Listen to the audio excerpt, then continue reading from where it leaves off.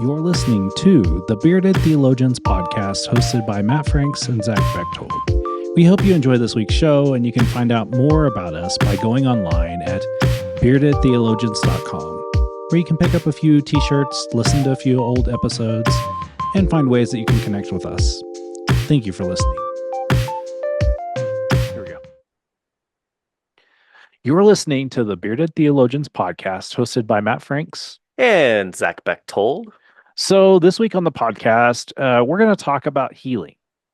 And I know for some, healing can be a bit of a touching subject because sometimes we have heard that word and people have used it in a manipulative way, and it's been harmful and hurtful. And I think one of the things that Zach and I have done this year is that we've really tried to take back some words that are part of our tradition. Healing is really a part of the early Christian church. It was a part of the deal. Jesus sent people out to go heal the sick. Like that is one of our recommendations from Jesus, to go out into the world to help heal the sick. And so as we unpack that understanding of healing, of what does it really mean to be healed, it sometimes can put us in a weird space. Like you have someone who's extremely sick and you pray for healing, and yet they don't recover from it, and they either pass away or they never are healed. And how do we handle that? How do we handle, you've probably seen one of my favorite movies is Leap of Faith with Steve Martin. And Steve Martin is a healer, and I use healer in quotes, that he sets up those fake healings, and he, puts his hands on them, and boom, you're healed, and boom, you're healed. And it's manipulative in the way that they do it. And there actually is healing in the movie. Like, it is an amazing movie. It is one of my favorite movies. And it's not because I'm a pastor. Like, Steve Martin's great in the movie, but it also really addresses the issue of what healing can look like. And for me as a pastor, one of my favorite things to do every so often, and it comes up when the book of James is in the lectionary, is doing a healing service. In the United Methodist Book of Worship, there is several, I think there's like 3 or 4 healing services that are lined out in the book of worship for churches to utilize as part of their services. And over the years, it's something I have found powerful and helpful for congregations to understand. One, what does healing look like?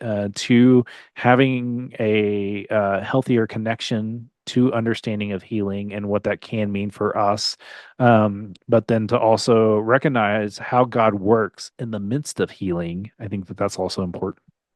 And so, um, Zach, as you think about all that I have shared in these last few minutes, what comes up to mind for you? Yeah, I mean, one, Leap of Faith was filmed in my hometown, which I don't think you know that. I didn't know that. Yeah. And so I remember when that movie was made. In fact, Michael and I have there's a lot of people in the background that we know, That's so which was really cool. fun. Um, Yeah, there's definitely that connotation of healing, right? The leap of faith type of healing and the show of it. That was super popular. I mean, that if you take a look at that movie, it was made at a it, it touched on some things, right? It touched on the harm of what was going on around healing in the church and in religious spaces.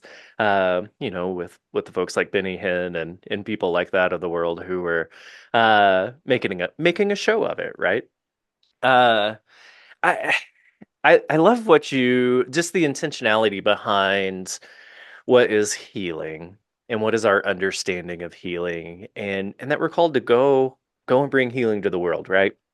And I think sometimes I get caught up in the physical part of healing. I struggle with that. Um, I have um, I have prayed and watched and had people pray and ask for prayer for healing and be um, be disappointed, be heartbroken because they've lost somebody even in the midst of the prayers for healing. And when we talk about Jesus going out and healing, there's something there, and then he sends the disciples out. And I it's hard because we don't see that much anymore. And I like you doing the healing services. Uh, I've never healed anybody with my hands, right? That's not a Never, thing that never, I've ever, done. never, Um, ever. but the service that I do every year that's a healing service in my mind and I think in praxis is the Blue Christmas service. Mhm. And it's less about the physical touching, physical healing, and more about making that space for people to just be present spiritually, mentally, and physically, and find healing amongst their grief, find healing as they have uh, said goodbye to those that have gone on to sainthood, right? And just that intentional time, especially during the Christmas season, where it's all joy and ho ho hos and Christmas stuff, right? We're not supposed to be sad at Christmas, and yet all of us have a bit of grief and sadness through the Christmas season for a variety of reasons. And for me, holding that space during that time for people just to be, to not have to sing the happy, uh, church Christmas songs, the Santa Christmas songs, whatever it is, and just be sad and just come to a space to feel that and be present in that and find healing in that in a time that I don't know offers a whole lot of healing. Like Christmas obviously offers a whole lot of hope, right? With baby Jesus, but we don't talk about the why there's hope in that. And I think for me, Blue Christmas is just that much more important, leaning into that hope of the birth of Christ. So, yeah, I think we could to be super intentional, more intentional about that throughout the rest of the year. But I think taking those moments to carve out some space to say you can heal here is huge. Well, and I think for those of you of the United Methodist persuasion and have a book of worship sitting on your shelf, or you can go steal your pastors out of the library or whatever. In the book of worship, there is this really amazing line that says, "All healing is of God. The church's healing ministry is in no way distracts from the gifts God gives through medicine and psychotherapy. It's no substitute for either medicine or the proper care of one's health. Rather, it adds to our total resources for wholeness." Mhm. And they pointed out that uh, a couple paragraphs before, they pointed out that the root word of healing in the New Testament is sozo, which is the same for salvation and wholeness. And so healing is bringing us closer to wholeness. And so, um, for me, when I do these services, whether it's the healing service and Blue Christmas for me this year will be definitely, there's a difference between the two.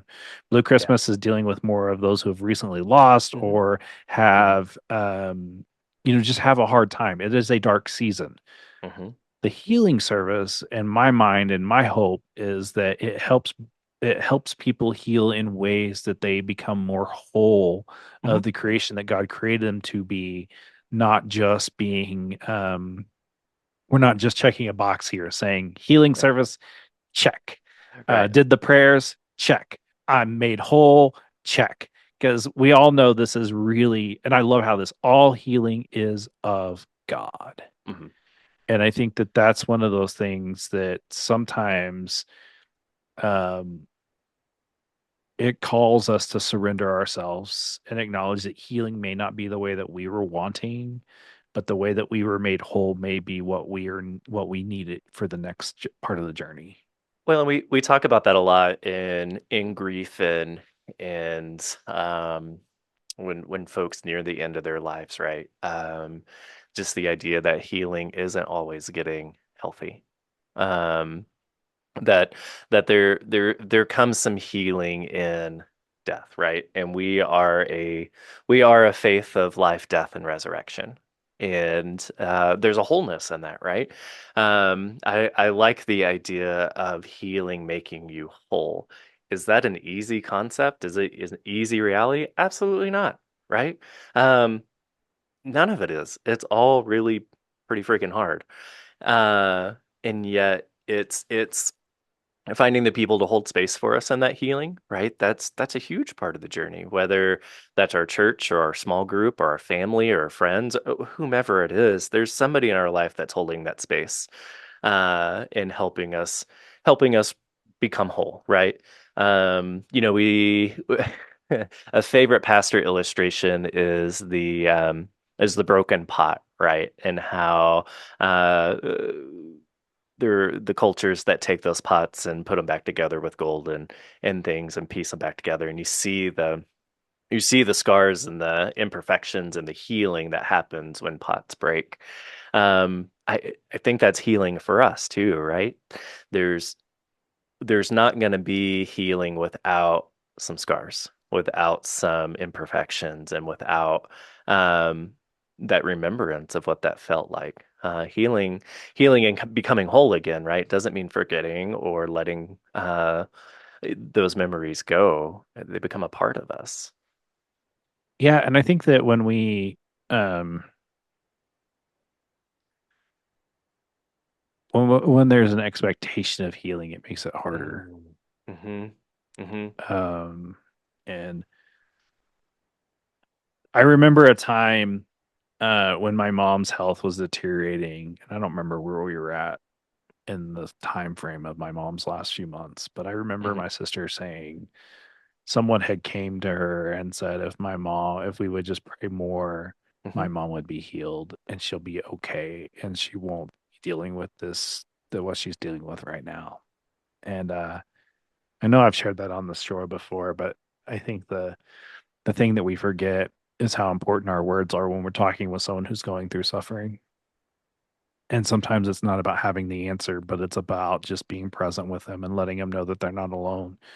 And that's how we can be made whole again, recognizing that in the midst of a loss or a physical struggle or a struggle that we're not alone in this, that God is with us and God's going to provide for us people that will help us be our stretcher bearers. And go look in the Gospels where you see the stretcher bearers that help save the man Hmm. to become healed by Jesus, that sometimes we have to be the stretcher bearers for people, and to be aware of how we are with people. It's not about having the answer. It's not about saying the right things. I mean, you probably have felt this too, is that how many Gosh, yeah. times people said, I can't go talk to them because I don't have anything to say. Yeah. It's not about having the right thing to say. It's about letting them know that they're not alone in this. And I Yeah. think that, for me, going back to what I had started with my sister is that Hmm. I remember saying with her that her healing isn't going to be what we expect it to be. It's going to be an Yeah. amazing healing that we're Yeah. not ever going to fully understand. And we're going to have to deal with that loss, knowing that we knew she was terminal. Like the writing was on the wall. We were not trying to, not that I don't believe in miracles. I have seen many miracles in my life, and I hold on that may actually, that could be a possibility. Right. But there's a difference between a miracle and a healing, and that a miracle is an event. A healing is bringing us whole and Right. making us fully connected. But even in that same idea, I wonder if our understanding of miracles is skewed a little bit too, right? Like we have the expectation of a miracle being this grand thing, Maybe and we yet, talk about that in Salt Lake next week. right? Yeah. But I'm gonna finish that thought because I think it's a good one. What if miracles are or can be the big thing, right? But what if they're also the end of suffering, right? Mm, yeah, Or not. The miracle is that somebody doesn't suffer. yeah, Um, I I don't know that there's a bigger miracle than that because none of us want our loved ones to suffer. None of us want ourselves to suffer. Yeah, death is hard. yeah. But if the miracle becomes no longer suffering, I'd have a hard time saying that's not a miracle, right? I I totally agree, and I'm not gonna lie. Like I'm jealous. I get to be with Jesus, and I don't. Sure. I Your heard day that will said one come. time. I Your know, day will come. but I have a lot of work to do. I'm reminded that of that daily. That's right. That's right. Well, and I love this conversation about healing, right? Like we can probably talk for a good portion of the rest of the day, if not a while, several episodes on this. Because yeah, I think you're right. It's a word that we should reclaim, and lean into more in familiar ways and maybe unfamiliar ways and see how see where and how God is calling us to go out and be healers, right? Like that's still the call, Well, we are. I mean, right? like I love when Jesus sends them out. Like the one story in the Gospels where Jesus sends them out to go heal, and like they come back and it was a horrible experience, and they're like, "We didn't do it right." Jesus is like, "We don't know what wrong," and Jesus is like, "Pray this way." And so this is our, like, to me, this is our, do it this way. Like, Right. go Right. and work towards being a healer, but Hmm. not necessarily you have to put hands on them and say, be healed, believe and be healed. Oh, You don't mean I can go swing my jacket around and heal just gobs of people? no. And I think Man. people would be real skeptical if I showed up at your church in a walker and then I threw the walker away and started dancing. You'd be like, I'm healed. Do, You missed a you'd be real like, opportunity in your hip surgeries. I'm I just saying. know, I know. And I think too, like that, um, to reclaim the word means that we also honor it. And that, like, I really do believe that healing is coming back to wholeness, and that that looks different in every Mhm. situation, and that we all need healed from something.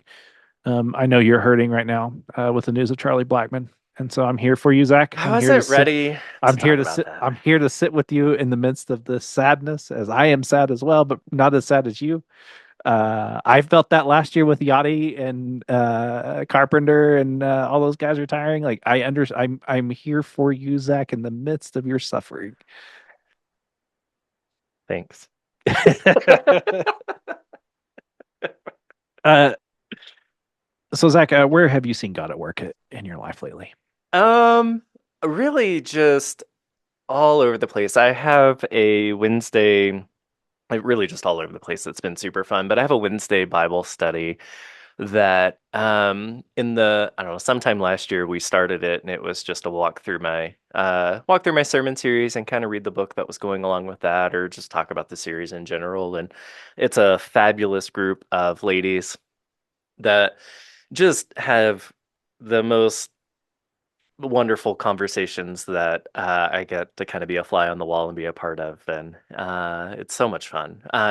During the summer, uh, we didn't take a break. I took a break. They kept meeting and kept reading through the Daily Methodist Book of Prayer that our friend of the podcast, Matt Miofsky, wrote, and they were super willing just to continue to meet and walk through that book without me and had great conversations through the summer. And now that fall is back and I'm able to be in the room with them again, sort of, I've been super hit and miss the last month in getting to be with them. Uh, and they haven't missed a beat. It's been so much fun. Like they are happy for me to be in the room and they are happy for me not to be in the room. Like watching them just lean into having the conversations and being fully present with one another and agreeing and disagreeing and talking about life and faith has been so much fun. And watching a group of people who have lived full lives and are still eager to learn and grow, share their wisdom, but also receive wisdom, right, from one another. And it's great. It's exactly what our faith Awesome. communities should be. And it it doesn't live and die with me. And I am always thankful for that. It has been so much fun to watch them grow and push me and push themselves in their faith. It's been fun. Nice. Matt, what about you? So yesterday I had the amazing opportunity to drive a group of 10 people. I hope it was 10. If not, we left somebody on a leaf peeping tour. And Neat. that was a lot of fun. And one of the things I kept hearing over and over again from the back was, isn't God's creation just so beautiful? And getting to see, and I'm not gonna lie, the colors in Oklahoma are way better than the colors in Colorado, and you can fight me on that all you want to, but the gold that you could see and how it was interspersed throughout the mountains was just amazing. It was beautiful. And yes, God was definitely at work in that. It was just so great. And it's just really cool to see that and to be a part of it. It was something different. Like, it was something nice for me to get out of the office. It was great for me to lead a group of people. And what was great is that the group are was a mix of people who don't necessarily interact all too often, other than like big church special events or uh other things going on, like, but it was really cool. Like, we had a great time. And that's definitely saw God at work there, and it just was just a nice breather. Although it was stressful, when you drive a big bus through elite peeping tour is not very fun. I prayed a lot, and so, but it was a lot of fun. And then I definitely prayed to God when I locked the keys in the bus last night, and we left the light on. The battery died, and we found the reserved keys, and we're getting the bus back to normal. So, definitely seen God in a lot of different ways tonight. But it's Right definitely on. been a lot of fun. So for our listeners, we don't want to lose your love tonight. So we want to encourage you to like us, share us, ask us questions through our social medias. We'll do our best to try to keep up with you, but we're thankful for you. And we have good conversations, or you share with us your experiences with this, and we just really enjoy that. And so we thank you for being with us.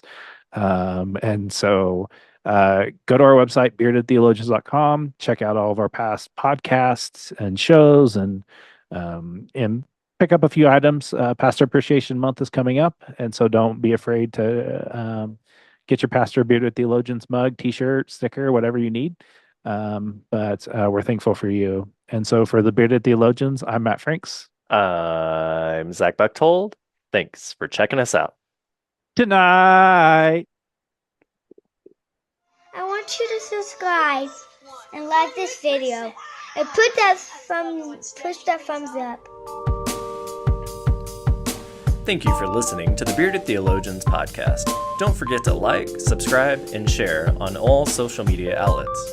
You can check out old episodes and more information at beardedtheologians.com. Thanks for checking us out.